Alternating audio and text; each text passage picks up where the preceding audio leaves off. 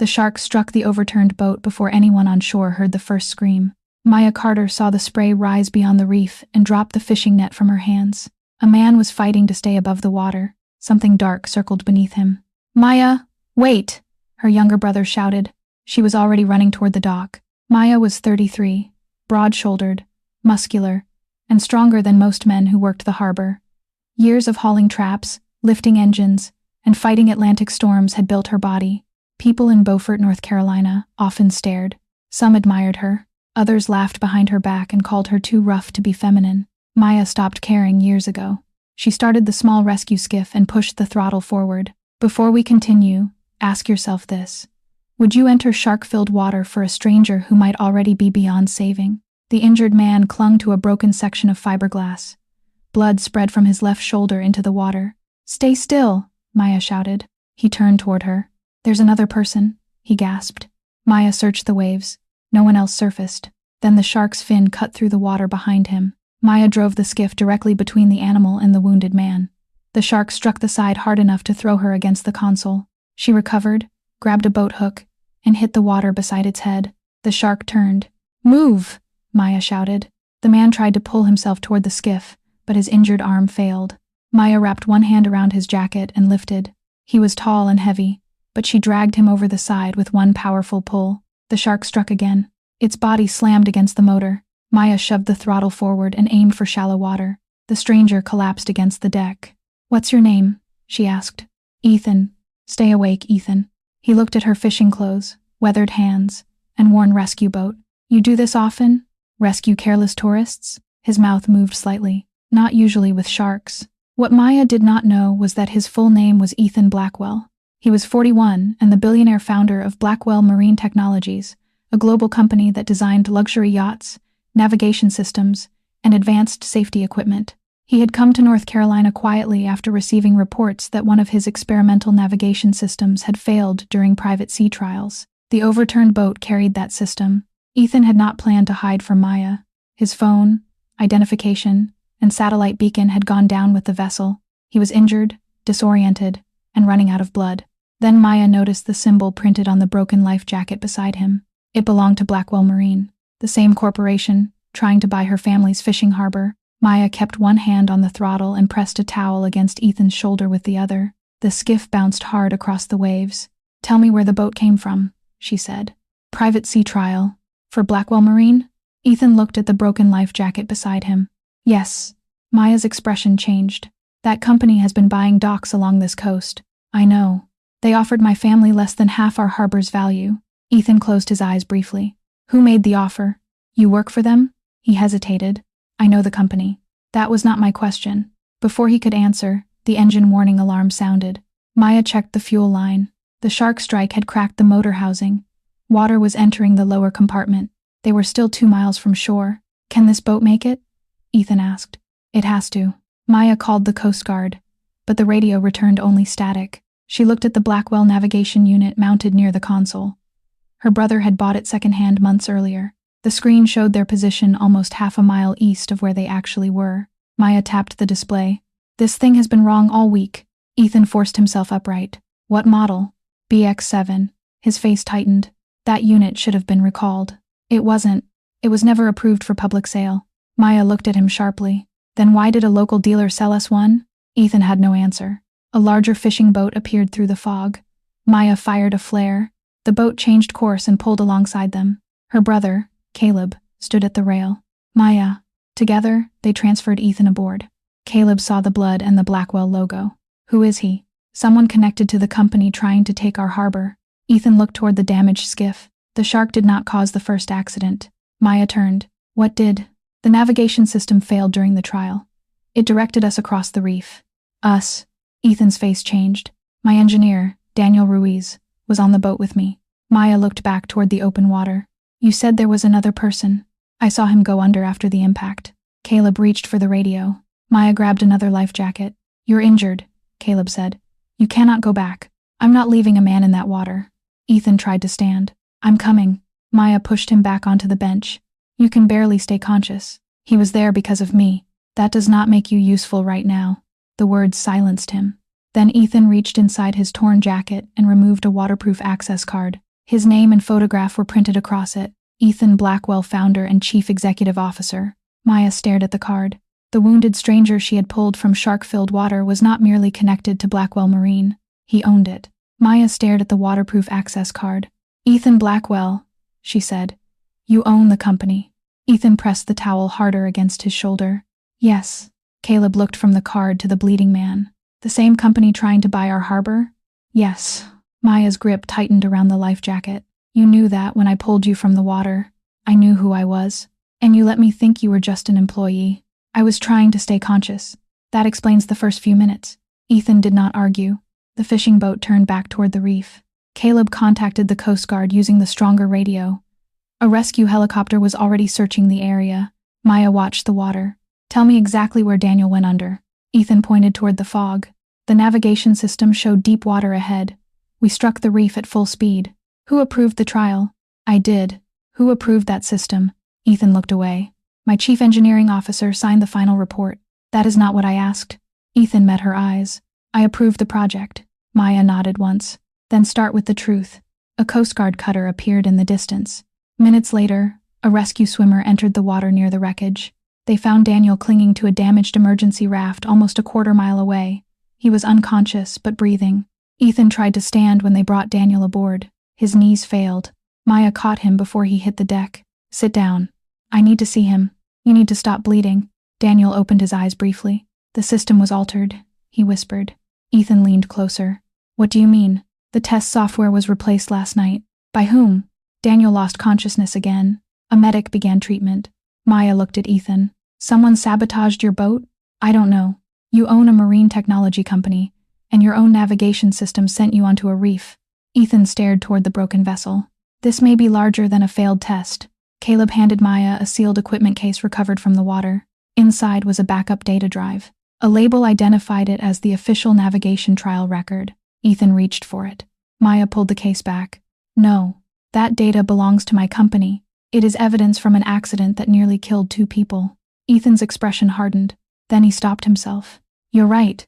Maya handed the case to the Coast Guard officer instead. The officer logged it immediately. Ethan watched without protest. A helicopter began lowering a medical basket. Before he was lifted away, Ethan looked at Maya. I owe you my life. Maya shook her head. You owe the truth to everyone your company has put at risk. As the helicopter rose above the water, Caleb opened the recovered raft compartment. Inside, he found a second document. It was a purchase order for Maya's family harbor. The buyer had been approved by Ethan himself. Caleb unfolded the document beside the damaged raft compartment. At the top was the Blackwell Marine logo. Below it, Maya's family harbor appeared under a corporate acquisition code. Ethan's digital approval was printed at the bottom. Maya read it twice. He approved the purchase himself. Caleb's voice sharpened. So while we were fighting to keep the harbor, he already knew exactly who we were. Maya looked toward the helicopter disappearing through the fog. The rescue had changed nothing about the document in her hands. At the Coast Guard station, officers separated the recovered evidence from personal belongings.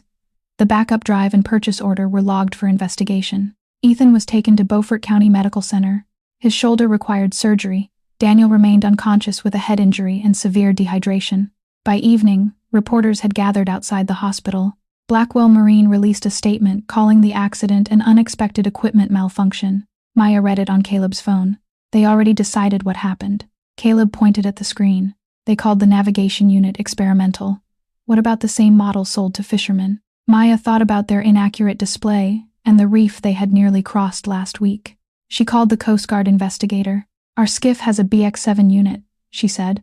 Ethan told me it was never approved for public sale. The investigator paused. Do not use it again. We'll send someone to collect it. The next morning, Ethan woke after surgery. His attorney, Serena Walsh, stood beside the bed with 3 executives. The company issued a preliminary statement, she said. Without speaking to me, you were unconscious. Then the statement should have waited. Serena handed him the acquisition order. The Coast Guard found this near the wreck. Ethan recognized the harbor immediately. He had approved a portfolio of 12 coastal properties 6 months earlier. He had not reviewed each family business listed inside it. That explanation sounded weak even inside his own mind. Who valued the harbor? He asked. Regional development. At what percentage? Serena checked the file. 46% of assessed market value. Ethan looked up. Why? One executive answered. environmental liability and declining commercial use. The harbor supports 32 fishing families. The room went quiet. Ethan had approved the acquisition because it appeared as one line inside a larger expansion plan.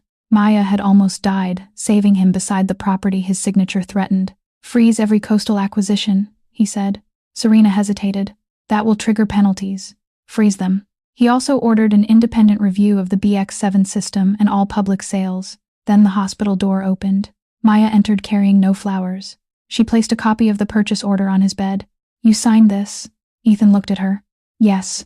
You offered my family less than half the harbor's value. I did not review the individual terms. That does not make your signature smaller. No. Maya stepped closer. You nearly died because someone changed your software. Her voice remained steady. My family could lose everything because you never bothered to read yours. Ethan looked at the purchase order on his bed. You're right, he said. I approved something I did not understand. Maya crossed her arms. You understood enough to profit from it. He had no answer. Serena stepped toward the door.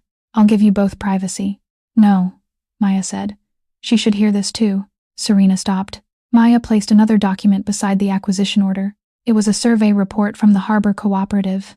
Blackwell's offer ignored the fishing permits, repair yard, fuel dock, and storm shelter. Ethan read the valuation. The harbor was worth more than twice the amount his company had offered. Who prepared the lower estimate? He asked. Serena checked the corporate file. Graham Pike, Director of Coastal Development.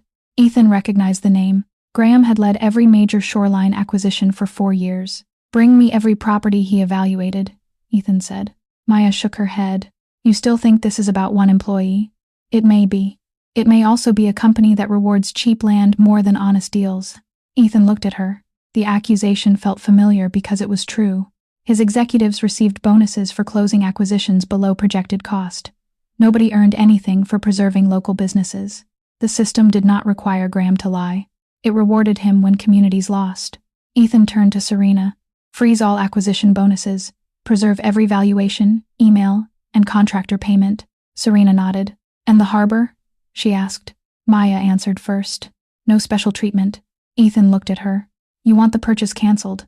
I want every harbor reviewed under the same standard. That could take months. So did the damage. Ethan accepted the correction. Later that afternoon, Blackwell Marine announced an independent review of 12 coastal acquisitions and every BX7 unit sold through regional dealers. The announcement caused the company's stock to fall sharply. Board members called Ethan reckless. He ignored them. Then the Coast Guard investigator arrived with preliminary data from the recovered drive. The navigation software had been altered at 2:13 a.m. before the sea trial. The change disabled reef warnings and shifted the vessel's position east. Only 4 people had access to the test system. Ethan, Daniel, the chief engineering officer, and Graham Pike. Maya read the list. The same man who undervalued our harbor. Ethan looked at the purchase order again. If Graham had sabotaged the boat, the failed test was not an isolated crime. It was connected to the land deal. Then Serena received a call from corporate security. Graham had disappeared. Before leaving his office, he had downloaded the legal files for Maya's harbor and 6 other fishing properties. Corporate security traced Graham Pike's badge to a private marina outside Morehead City. His office computer was still running. Serena opened the downloaded file list on Ethan's hospital tablet. 6 fishing harbors, 2 repair yards, 1 public boat ramp. Every property sat near Blackwell's proposed luxury marina corridor. Maya recognized 3 family names. They've all refused to sell, she said. Ethan looked at the valuations. Each property had been marked with environmental risks, declining revenue, or unsafe infrastructure. The same phrases appeared repeatedly. Were these inspections independent? He asked. Serena checked the contractor records. They were completed by Coastal Meridian Consulting. Maya's expression hardened. That company inspected our harbor. Ethan searched the payment history. Coastal Meridian had received nearly $2 million from Blackwell Marine. Its owner was Graham's brother-in-law. Ethan closed his eyes briefly. The acquisition system had not merely rewarded low prices. It had paid someone close to Graham to create them. Send every file to the Coast Guard and state investigators, Ethan said. Serena nodded. The board will argue these are confidential. They became evidence when someone sabotaged a vessel. Maya looked toward the hospital window. What if Graham destroys the original records? Ethan called Daniel's medical room. Daniel was awake now, though still weak. When Ethan explained the missing files, Daniel whispered one location. Graham kept offline backups aboard his survey yacht. Where? Pier 9. Maya was already moving toward the door. Ethan sat forward despite the pain. You are not going alone. You just had surgery. My security team can assist. This is not your private recovery operation. Ethan stopped. She was right again. Maya contacted the Coast Guard investigator and provided the location. Officers obtained authority to secure the yacht. At Pier 9, they found the vessel's engine running and smoke rising from its cabin. Graham had set fire to a stack of paper records. He attempted to leave in a smaller launch. Caleb, returning from a fishing trip, blocked the channel with his trawler until patrol boats arrived. Grantham was arrested before he reached open water. Fire crews recovered several damaged folders and an external drive. The drive contained falsified environmental reports, secret payments, and messages connecting Graham to the navigation sabotage. One message explained the motive. Ethan planned to suspend the coastal expansion after reviewing community complaints. Graham needed the sea trial to fail before Ethan could expose the acquisition scheme. That evening, Ethan received the evidence report. Maya stood beside his bed. You were nearly killed because someone feared accountability, she said. Ethan looked at the signatures he had approved without reading. And your family was nearly erased because I avoided it. Graham's arrest did not end the crisis. Blackwell Marine still held purchase agreements for 9 coastal properties. Several owners had already accepted reduced offers because they feared code violations and legal costs. Ethan requested an emergency board meeting from his hospital room. 3 directors joined by video. One spoke first. Graham acted without authorization. We should separate his crimes from legitimate acquisitions. Maya stood near the window and listened. Ethan opened the recovered payment records. These acquisitions used false inspections and manipulated valuations. Not every property was affected. Then every property deserves an independent review. Another director leaned toward the camera. You are allowing one fishing family to influence corporate policy. Maya looked at Ethan. He did not defend her personally. The evidence is influencing policy, he said. Maya's family simply survived long enough to expose it. The board refused to cancel the agreements immediately. Ethan responded by suspending Blackwell's coastal expansion program under his executive authority. The vote to remove him as chief executive was scheduled for Friday. After the call, Maya crossed her arms. You may lose your company. It was never supposed to require silence from communities. That sounds noble now. Ethan accepted the criticism. You do not have to trust my reason. No, I need to see what happens when saving us becomes expensive. The next morning, Blackwell Marine opened every coastal file to independent appraisers selected by the property owners. Legal fees were paid through a neutral state-managed fund. Owners could withdraw from existing agreements without penalty. No one was required to sell. Maya's Harbor Cooperative held a meeting inside the old net warehouse. Some families wanted to cancel every discussion with Blackwell. Others worried the harbor could not survive another storm season without investment. Maya stood before them. This cannot become a choice between losing our land and refusing every change, she said. We need repairs, but we decide who controls them. The cooperative voted to create a community ownership trust. Blackwell could invest in infrastructure, but it could not own the docks, fishing permits, or storm shelter. Ethan received the proposal that afternoon. Serena expected negotiations. He signed the framework without changing a line. Maya called him immediately. You agreed too quickly. The terms protect the community. You usually negotiate everything. I usually negotiate from the assumption that ownership belongs to whoever has more money. And now, Ethan looked at the sea beyond his hospital window. Now I understand some places should never have been for sale. Friday morning, Blackwell Marine's board gathered at its Wilmington headquarters. Ethan joined in person with his injured shoulder secured beneath a dark sling. Maya did not attend. She had already told him, do not use me as proof that you changed. Ethan understood. The board chairman opened the meeting. Your decisions have reduced investor confidence, frozen 9 acquisitions, and exposed the company to criminal liability. They also exposed fraud, Ethan replied. One director placed a resignation agreement before him. Step down voluntarily, and the company will preserve your founder status. Ethan looked at the document. What happens to the harbor reviews? They continue under internal supervision. What happens to the community ownership trust? It will be reconsidered. Ethan pushed the agreement back. Then I will not resign. The vote began. Before the final count, Serena entered with new evidence from Graham's external drive. The files showed that 2 board members had received private investment opportunities from Coastal Meridian Consulting. They had approved acquisitions while benefiting from the company that created false inspections. Federal investigators were already waiting outside. The 2 directors were removed from the meeting. Without their votes, the motion against Ethan failed. But Ethan did not celebrate. He proposed permanent changes instead. Coastal communities would receive voting representation on future development projects. Independent safety engineers would report outside the executive chain. Acquisition bonuses based on discounted property values would end. The board approved the reforms under outside oversight. Ethan remained chief executive, but he lost exclusive control over coastal expansion. That evening, Maya found him at her family harbor. He stood near the storm shelter while workers inspected the damaged roof. "You kept your job," she said. "Under new limits." "Good." Ethan almost smiled. Maya handed him a copy of the community trust agreement. "The cooperative approved it. I heard. This does not mean we trust Blackwell. You should not trust a company because of one vote." She studied him carefully. "And it does not mean I forgive you." "I know." For the next 2 months, Blackwell funded repairs through the neutral trust. Local crews received the contracts. Fishing families controlled the schedule and budget.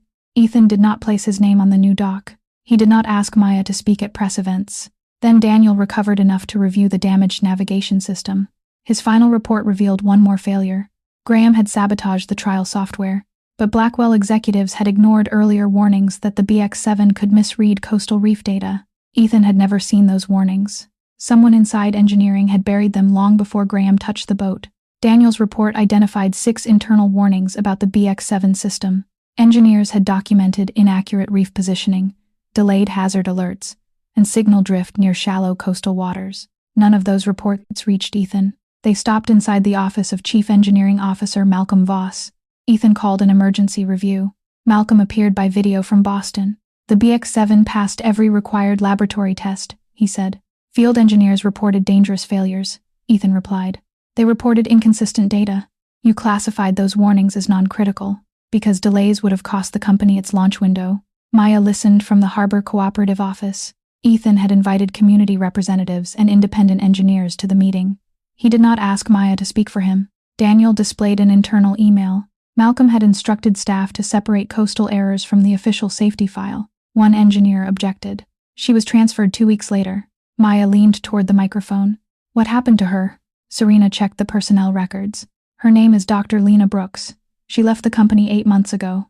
"Find her," Ethan said. Lena agreed to testify before federal investigators. She explained that Malcolm knew the system could direct small vessels toward reefs during signal drift. He delayed the recall because Blackwell had already shipped thousands of units. Malcolm was suspended immediately. Ethan announced a full recall of every BX-7 device, including second-hand units. Fishermen received temporary replacements through independent marine suppliers. Blackwell also created a compensation fund controlled by outside administrators. Maya's family did not receive special treatment. At the public hearing, Ethan accepted responsibility. "I did not bury these reports," he said. "But I built a company where bad news could be hidden before reaching me. That failure belongs to leadership." The board removed Malcolm and permanently separated safety approval from product sales. After the hearing, Maya found Ethan alone near the harbor. "You could have blamed Graham and ended the story there," she said. "That would have been easier, but not true." "No." Maya looked toward the repaired docks. "I still remember your signature on that purchase order." "You should." Then she handed him a pair of work gloves. "The storm shelter roof needs lifting." Ethan took them. For the first time, Maya allowed him to help without giving him control. 3 months later, Maya guided her fishing boat beyond the repaired harbor entrance. Ethan sat beside the console, wearing a life jacket and no corporate logo. "You own safer boats than this," Maya said. "I do." "Then why are you here?" "Because you invited me." She checked the navigation screen. The replacement system displayed the reef correctly. Blackwell's recall was still underway. Community representatives now reviewed every coastal project, and engineers could report safety concerns outside management. The company had changed. Trust between them was changing more slowly. Maya reduced the engine speed near open water. "You hid who you were after I saved you." "Yes." "You signed away my family's future without reading the details." "Yes. And none of your reforms erase that." "I know." She studied him. "You finally stopped defending yourself." "I finally understood that explanations are not accountability." Maya pointed toward a fishing line. "Help me bring that in." Ethan struggled with the weight, and Maya laughed. It was not cruel laughter. That mattered. When they returned to shore, Ethan asked whether she would have dinner with him Saturday. "One dinner," Maya said. "No promises, no publicity, no gifts, no control." "Agreed." She walked toward the dock without waiting for him. Ethan followed at a respectful distance. She had saved his life in dangerous water. Now any future between them would begin on solid ground, with nothing hidden. Do you think Ethan earned another chance? Share your thoughts, and stay with us for more heartfelt stories.